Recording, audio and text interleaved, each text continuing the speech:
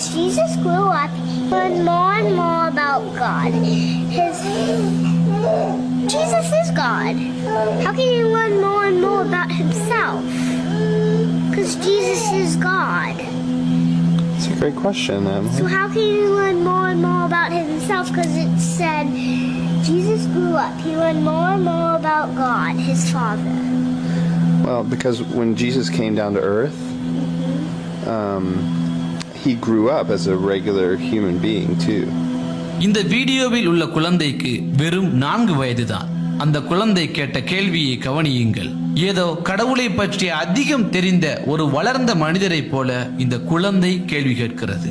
Jesus அவர்கள் மீது சாந்தி உண்டாகட்டும், அவர்கள் கடவுளாக இருந்தால் எப்படி அவர்கள் தன்னை பற்றியே மேலும் மேலும் அதிகம் அறிய முடியும்? ஏனென்றால் கடவுள் எல்லாவற்றையும் அறிந்தவன் தானே, அவன்தானே கடவுளாக இருக்க முடியும். அப்படி என்றால் ஜீசஸ் ஏன் தன்னை பற்றி மேலும் மேலும் அறிகிறார்? இந்த கேள்விக்கு பதிலளிக்க முடியாத அந்த தந்தை ஒரு முரண்பாடான கருத்தை, இறைவன் தான் மனிதனாகவே வந்தான் என்ற பகுத்தறிவுக்கே முரணான ஒரு இல்லோஜிக்கலான கருத்தை அந்த குழந்தை இடத்திலே சொல்கிறார். நான் பைபிளை படித்திருக்கிறேன். இயேசு கிறிஸ்து அவருக்கு சாந்தி உண்டாகட்டும், நான் தான் கடவுள், என்னை வணங்குங்கள் என்று சொல்கிறபடி மொத்த பைபிளிலும் சந்தேகத்திற்கு இடமளிக்காத ஒரு வசனம் கூட கிடையாது. எந்த ஒரு கிறிஸ்தவராவது சந்தேகத்திற்கு இடமளிக்காத ஒரு வசனத்தையாவது எனக்கு காட்டினால், ஒரே ஒரு திட்டவட்டமான தெளிவான வசனத்தை காட்டினால், இயேசு கிறிஸ்து அவருக்கு சாந்தி உண்டாகட்டும், நான் தான் கடவுள், என்னை வணங்குங்கள் என்று ஒரு வசனத்தை காட்டினால் கூட நான் இன்றே கிறிஸ்தவனாக மாறிவிடுகிறேன்.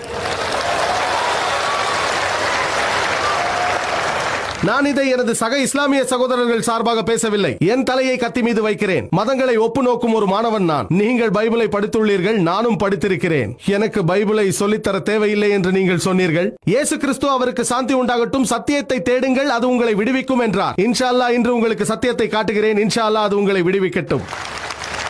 நீங்கள் பைபிளை சரியாக படித்தால் இயேசு கிறிஸ்து அவருக்கு சாந்தி உண்டாகட்டும் சொல்கிறார். யோவான் சுவிசேஷம் அதிகாரம் 14 வசனம் 28 என் பிதா என்னிலும் பெரியவராக இருக்கிறார்.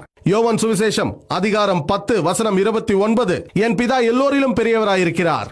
மத்தேயு சுவிசேஷம் அதிகாரம் 12 வசனம் 28 நான் தேவனுடைய ஆவியினாலேயே பிசாசுகளை துரத்துகிறேன். லூக்கா சுவிசேஷம் அதிகாரம் 11 வசனம் 20 தேவனுடைய விரலினாலே பிசாசுகளை துரத்துகிறேன். யோவான் சுவிசேஷம் அதிகாரம் 5 வசனம் 30 நான் என் சுயமாய் ஒன்றும் செய்கிறதில்லை, நான் கேட்கிறபடியே நியாயம் தீர்க்கிறேன். எனக்கு சித்தமானதை நான் தேடாமல் என்னை அனுப்பின பிதாவுக்கு சித்தமானதையே நான் தேடுகிறேன். தனது சித்தத்தை தேடாமல் தேவனுடைய சித்தத்தை தேடினால் அவர் ஒரு முஸ்லிம். இயேசு கிறிஸ்து அவருக்கு சாந்தி உண்டாகட்டும், அவர் ஒரு முஸ்லிம். அவர் இறைத்தன்மையை உரிமை கொண்டாடவில்லை. மேலும் அப்போஸ்தலர் நடபடிகள் அதிகாரம் 2 வசனம் 22 சொல்லப்பட்டிருக்கிறது, இஸ்ரவேலரே நான் சொல்லும் வார்த்தைகளை கேளுங்கள். நாசரேத்தை சேர்ந்த மனுஷனாகிய இயேசுவை கொண்டு தேவன் உங்களுக்குள்ளே பலத்த செய்கைகளையும் அற்புதங்களையும் அடையாளங்களையும் நடப்பித்து அவைகளினாலே அவரை உங்களுக்கு வெளிப்படுத்தினார். மனுஷனாகிய இயேசுவை கொண்டு தேவன் உங்களுக்குள்ளே அற்புதங்களையும் அடையாளங்களையும் நடப்பித்து அவைகளினாலே அவரை உங்களுக்கு வெளிப்படுத்தினார். பைபிள் தெளிவாக இயேசு கிறிஸ்து அவருக்கு சாந்தி உண்டாகட்டும், அவர் ஒரு மனிதர் என்று கூறுகிறது. அவர் வல்லமை மிக்க இறை தூதர், ஆனால் கடவுள் அல்ல.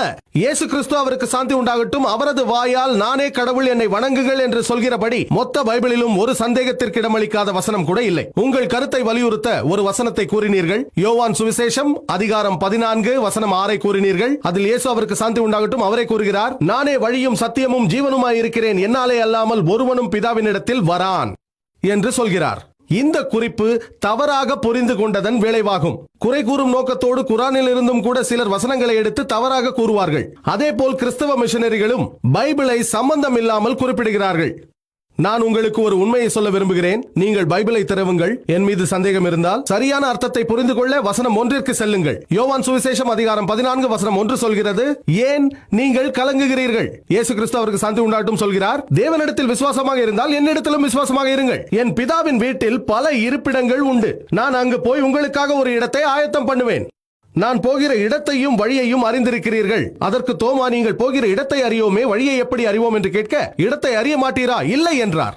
நீங்கள் போகின்ற இடத்தை சொல்லிவிட்டு செல்லுங்கள் என்று தோமா கேட்டதும் அதற்கு இயேசு கிறிஸ்து அவருக்கு சாந்தி உண்டாகட்டும் பதிலளித்தார், நானே வழியும் சத்தியமும் ஜீவனுமாய் இருக்கிறேன் என்று. தோமா அவரிடம் இறைவனிடம் செல்லும் வழியை சொல்லுங்கள் என்று கேட்டதும் அதற்கு இயேசு கிறிஸ்து, நானே வழியும் சத்தியமும் ஜீவனுமாய் இருக்கிறேன், என்னாலே அல்லாமல் ஒருவனும் பிதாவிடத்தில் வரமாட்டான் என்றார். நாங்கள் அதை ஒப்புக்கொள்கிறோம். அந்தந்த இறை தூதரின் காலகட்டத்தில் அந்தந்த இறை தூதர் தான் வழியும் சத்தியமும் ஜீவனுமாய் இருந்தார். அந்த இறை தூதரின் வழிகாட்டுதல் இன்றி எந்த மனிதனும் இறைவனை அடைய முடியாது. இயேசுவின் காலத்தில் நான் பைபிள் கூறுவதை ஏற்றுக்கொள்கிறேன். இயேசு கிறிஸ்து அவர் மீது சாந்தி உண்டாகட்டும் அவர்தான் வழியும் சத்தியமும் ஜீவனுமாய் இருந்தார். அவரின் போதனைகளை பின்பற்றாமல் யாரும் எல்லாம் வல்ல இறைவனை அடைய முடியாது. மோசேவின் காலத்தில் மோசேதான் வழியும் சத்தியமும் ஜீவனுமாய் இருந்தார். மோசேவின் போதனைகளை வழியாக கொள்ளாமல் யாரும் எல்லாம் வல்ல இறைவனை அடைய முடியாது. ஆனால் இன்று இயேசு கிறிஸ்து அவருக்கு சாந்தி உண்டாகட்டும் அவர் கூறுகிறார், இன்னும் நிறைய விஷயங்களை சொல்ல வேண்டி உள்ளது.